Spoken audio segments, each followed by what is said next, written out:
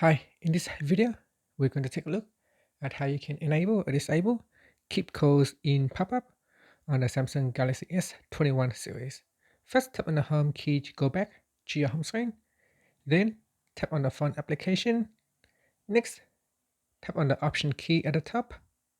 Then from the pop-up, tap on settings. In the call settings, you want to go down and tap on call display while using apps. In here, make sure that you choose pop-up for these options to become available. If you choose full screen, then this feature is gray out. So you can choose pop-up or mini pop-up like this. Now down here, you can choose keep calls in pop-up. So tap on the switch to turn it on or off. So let's see how this feature works. So I'm going to give myself a call while this is turning off at the moment. So if I answer the call, you can see it goes to this screen.